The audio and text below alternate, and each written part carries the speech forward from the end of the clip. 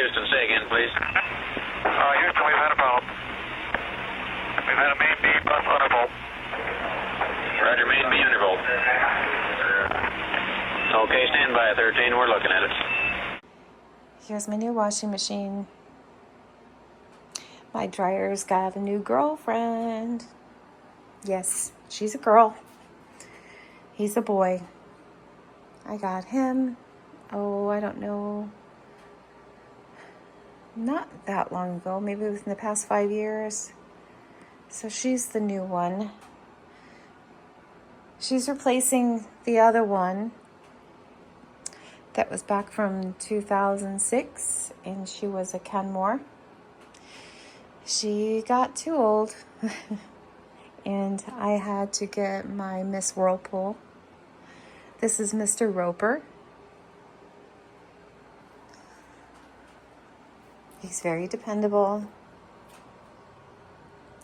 but he was replaced many years ago with my old dryer that I can't even remember what his name was.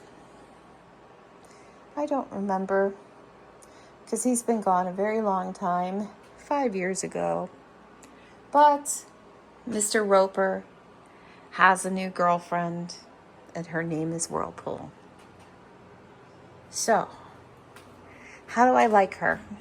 I don't know yet. I haven't washed any clothes in her. It was too expensive to repair my Miss Kenmore. She went to the heap yard to be redone and put out there in a used washing machine store and sold for $150. What I bought her for. But probably more than that. I think she was probably $249. So good old Miss Whirlpool is $498. She's a little bit more expensive, but she's comparable to my Kenmore in looks and everything. She matches Mr. Roper. So, yes, Miss Kenmore and Mr. Roper. The lovely couple in my basement.